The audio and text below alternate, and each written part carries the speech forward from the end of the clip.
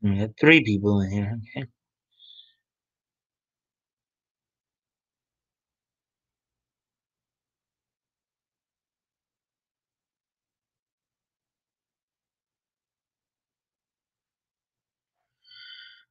Okay. Hello, everybody. Get ready because we're about to take it to the mic stand. So, news ended up coming in pretty late tonight. um, hey, Action Toy Channels, how you doing, man? News came in kind of late tonight. There wasn't a whole lot of new stuff until just about an hour before the show here. So, that I was able to find. So, here's what's on tap for tonight. Um, there was some news about the viewership and stuff for the DC Fandom event this weekend. There's a little more information on it that I found out about. I'll be going over a little bit. Also, they're coming out with a new Power Rangers comic. I'll be talking a little bit about that. Also, be going over a story that Harold Hay did on his video earlier today. Again, about some outrage by the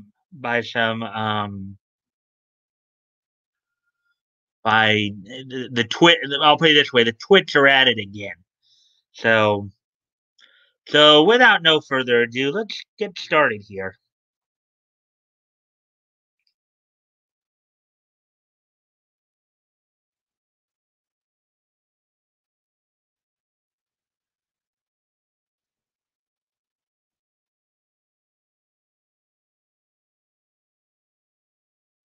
Got three people in pretty quick here. That's pretty good.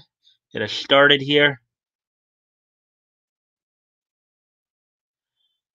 All right, so DC Fandom's Hall of Heroes drew 22 million viewers.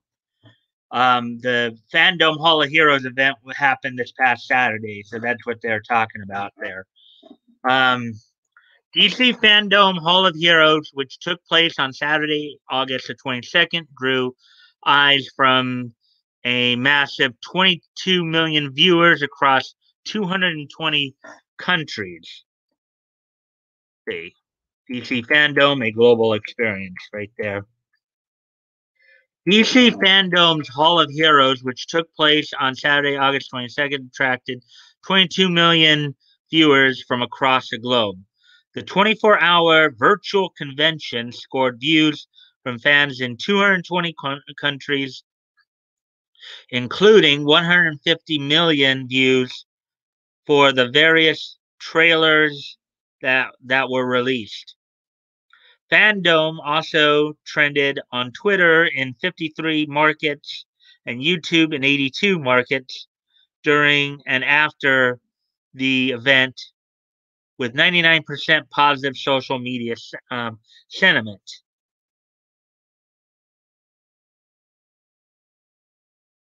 Announced in June, Fandom was intended to be a single 24 event virtual convention featuring content from DC Comics, the DC Extended Universe, DC Universe, the Arrowverse, and more. However, days before the event, DC announced it was splitting Fandom into two parts: Hall of Heroes, which took place on August 22nd, and Explore the Multiverse, which will take place on September 12th.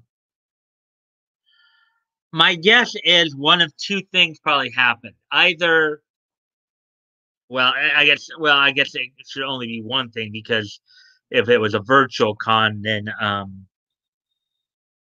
maybe because I was thinking maybe they got too many people, slated to come to the actual live event. But since this is a virtual con, that probably wouldn't have been the case. My other guess would have been is that with all the firings going on at DC, with a lot of the shakeup going on at DC, and with the fact they're trying to find ways to make money, you know, they decided to kind of split the event in two in the hopes that it might draw more attention and therefore they may be able to draw more money. So, um, notable panels that took place during Hall of Heroes include those centered on the Batman, the Suicide Squad, Zack Snyder's Justice League, Gotham Knights, Suicide Squad, Kill the Justice League, um, Wonder Woman 1984, and we all know about Wonder Woman 1984 with the whole variant cover story we've covered here before. Uh, Shazam 2, The Flash, Black Adam, Titans, Aquaman, and Harley Quinn, among others, with a number of trailers making their debuts. DC Fandom Explore the Universe launches September 12th at 1 p.m. Eastern, 10 a.m. Pacific. I guess it's going to be another Fandom Live DC surprise comics panel. Is all about Milestone. So there you go. That was a full content. I felt with that being I led with that because being that it was the Phantom, it was about a major event there. Felt that that was probably what was needed for that. So now, with that being said, let's move on to the next story, which comes from Bounding into Comics.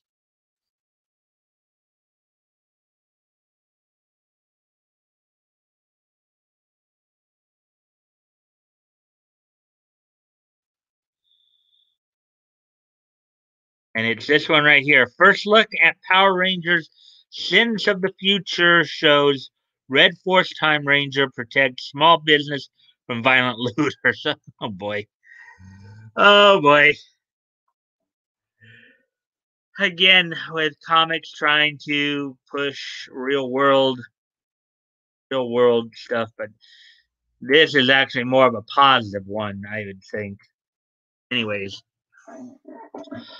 Boom Studios revealed a first look at their upcoming Power Rangers Sins of the Future original graphic novel. The graphic novel features a story by Trey Moore and is written by Matthew Ehrman with illustrations by uh, Giuseppe Cassaro. They are joined by Ed Dukeshire, who provides the lettering work. And here's, I guess, the cover for it. Power Rangers Sins of the Future from Boom Comics.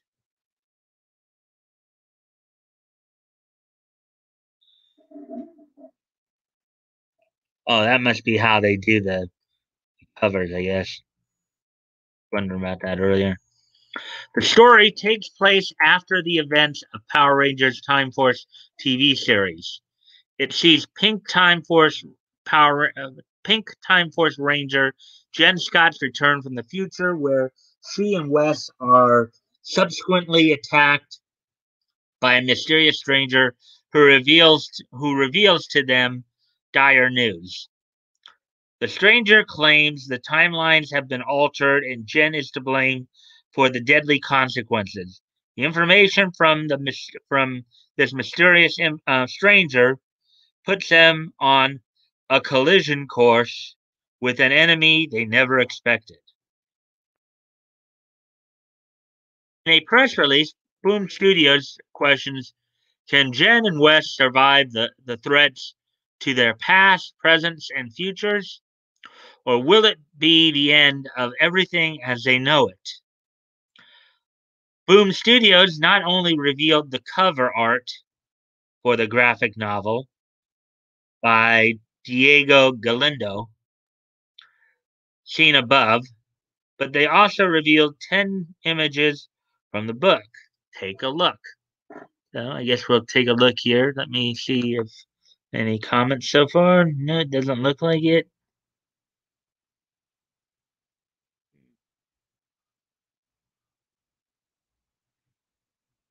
don't look like much commentary going on from you guys as of yet on this stuff. I know this.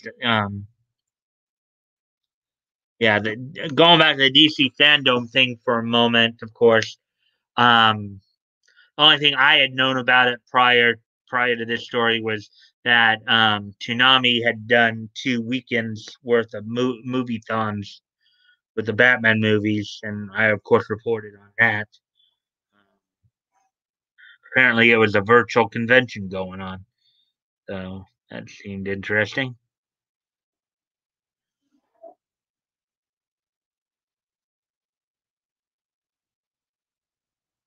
Let's take a look at some of these panels here.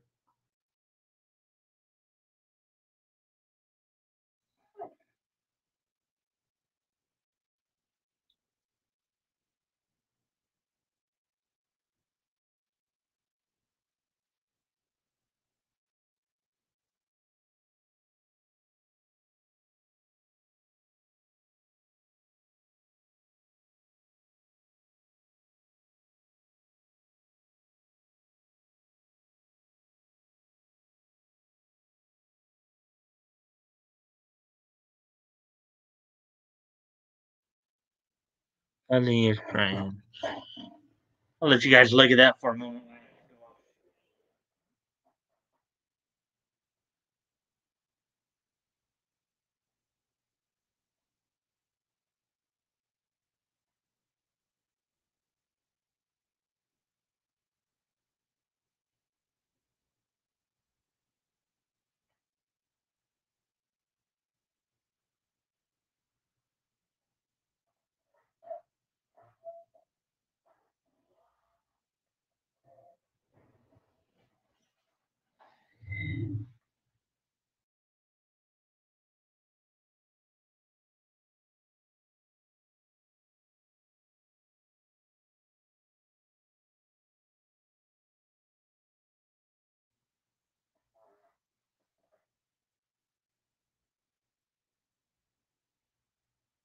Sorry, just going to get a couple of beers. Okay. All right. Got 3 people here tonight, so we can see somebody's lurking. Hello, third person. Hopefully you're having a good day today, and I hope you enjoyed the stream tonight.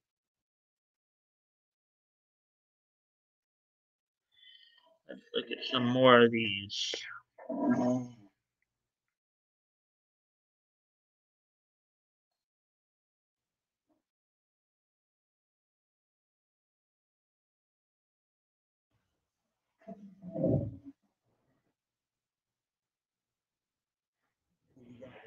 To take a look at those panels in the event that you might want to actually um,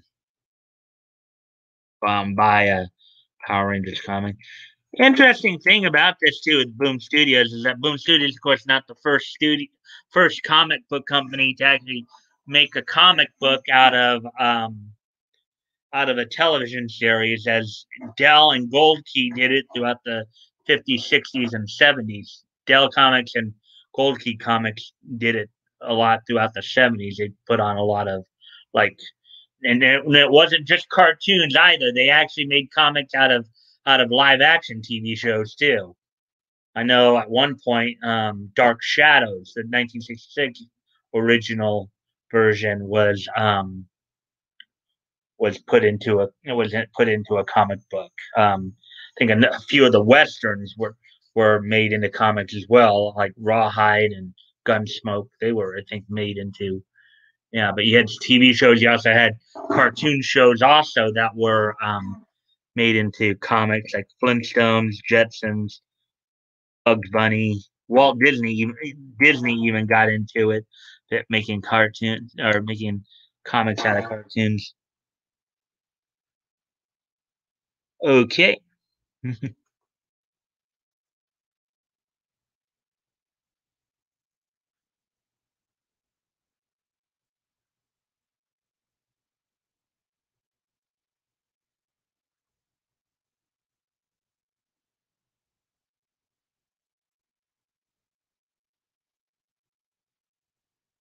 Through a few more of the panels here for you guys to look at.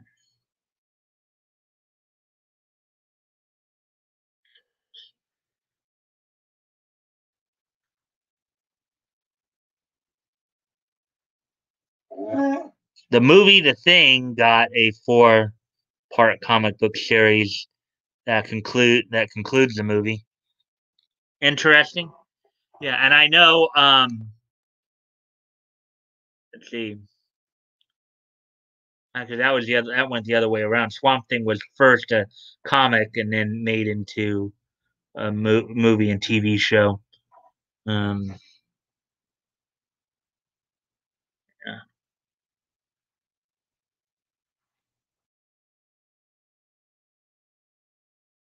More of the panels right here for your viewing pleasure. Oh, look at that. Look at that look on her face. Look at that right here. If you guys can see it. She looks like she's got some kind of smirk on her face. Wonder what that's all about.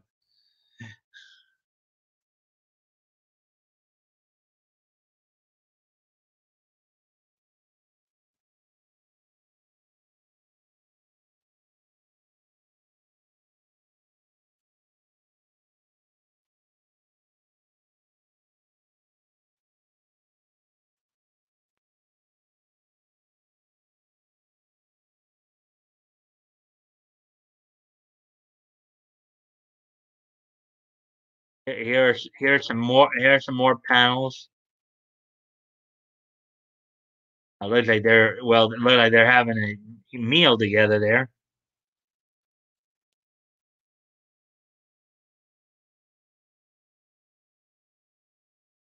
I know comics can be a little bit more liberal in terms of what they'll show you at times, but you almost get the impression there that they're making googly eyes at each other.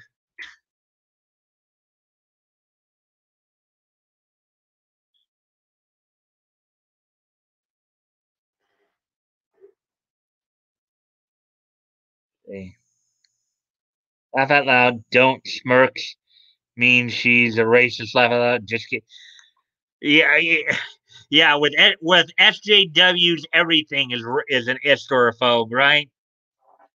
With SJW, NPCs, whatever you want to call them, they're everything's racist to them.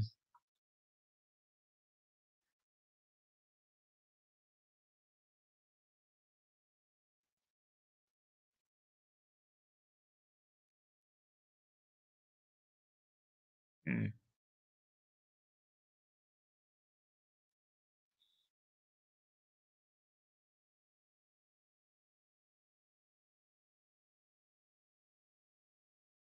Let's hear some more of the panel. I don't want to obviously. I want to give you guys a chance to see these a little bit, so that's why I'm not like blasting through them like I sometimes do. For that matter, I think I went through the first two stories really quickly, a little too quickly.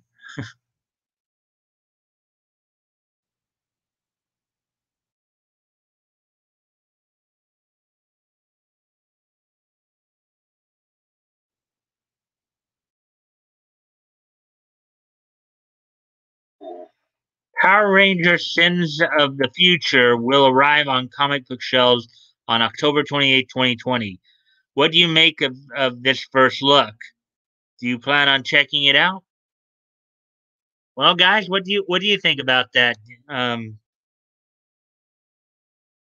might you be willing, or might you be thinking about checking that out?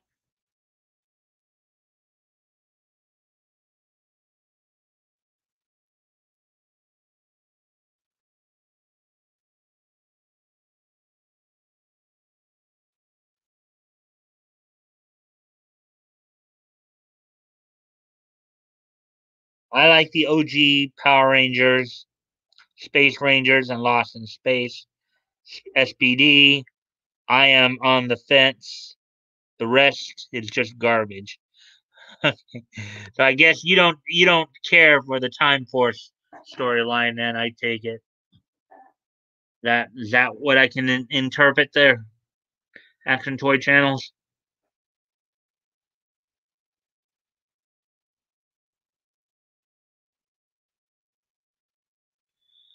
All right. Well, those are two. Those are the two main print stories, and then the one other story, of course, I was. Let's see. How did you respond here? You can. Okay. All right. So with that, then the other story that I going to talk about a little bit here is it's actually the a video that Hero Hay did earlier. So apparently, even if it's for a cause that they might actually are for, they'll still find a way to complain about the usage of anime girls. SJWs will. So I was watching Hero Hay's a video from Hero Hay earlier today. Actually, one of his longer videos in quite a while, went over 11 minutes. He was talking about, I guess, over in Japan, the minister of the environment over there, they were doing, I guess, some kind of campaign with anime girls to promote climate. I guess what it was some kind of contest about drawings and stuff, and they chose to use the drawings of a couple girls named I think it's Kimara, Ima, and Mirai Kimara. So now apparently this is to help promote climate change and climate change science. Something you would think a lot of these SJWs would be, for. Now, one person did comment, yeah, that while we support the cause, we just don't support the way you're doing the cause. A lot of the spiel again about, oh, how you're over sexualizing anime characters, anime girls. You're, put in, and the thing is that the clothing they were in wasn't even that. It wasn't even really any. Wasn't really worth. Have you seen the meme? One side, a 19-year-old girl says against the other side says 11 years old. Okay. No, I haven't seen that. I haven't probably seen that meme. Um, action toy channels. Um, but yeah, but with this, it's just like with the Uzaki, with how the whole Uzaki-chan bit got started. If you guys remember, Hirohei started reporting on that like last fall when when they were trying to get blood donations and had Uzaki-chan as the mascot there. But a lot of the twits on Twitter decided to rant and scream and holler and howl about, oh, you're sexualizing a young girl. You're sexualizing, even though Zaki-chan was 19. I don't know how old these girls were, but still, you know, to use them to use them as advertising tools is a good thing. It gets more people interested and involved. You know, yet these twits want to keep screaming about exploitation and all, and let's take away the male gaze. Let's steer away the male gaze. You know, I'd say it's good advertising. Takes advantage of human nature, of what comes natural.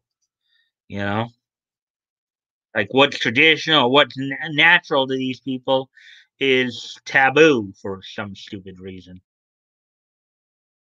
All these twits on All the twits on Twitter. All the twits on Twitter. All the twits on Twitter. They are such twits. They are twits. Thank you very much.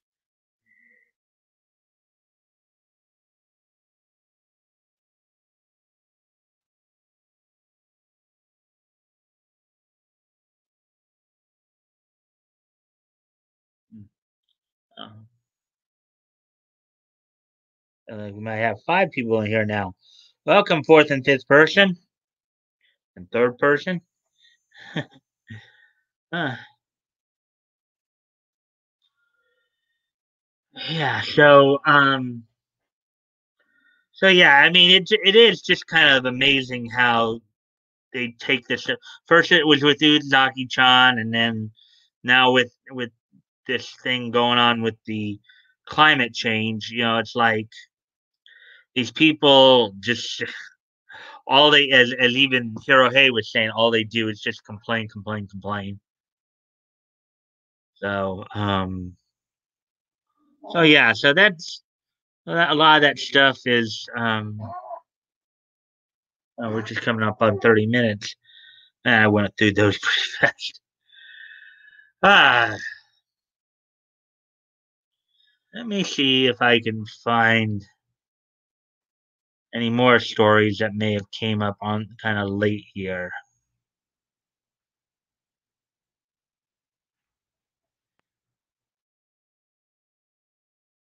Ah, yes. Uh,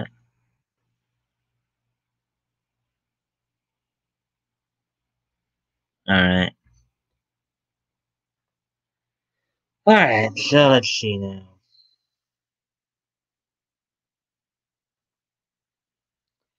Sounds like someone's. Sounds like someone's Mrs. Tweeter.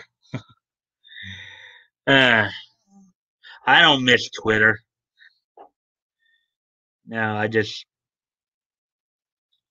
you know, I don't miss Twitter. Well, anyways, so one other thing I was thinking about today, with the fact not as many news stories are coming out today. One of the other things I was thinking of talking about, of course, action toy channels. I don't know if you saw a lot of this growing up as well, but we're right now we're of course in the last week of August, and you know that around this time, usually it will be like the Friday, probably like the Friday, maybe the Friday before September or whatever, or the first week of September, Friday, the Saturday morning previews will start to come out for Saturday morning cartoons. You know, because traditionally, of course, for Saturday morning cartoons, they usually would start up in the first weekend of September. So so does anybody want to share any of their favorite Saturday morning memories?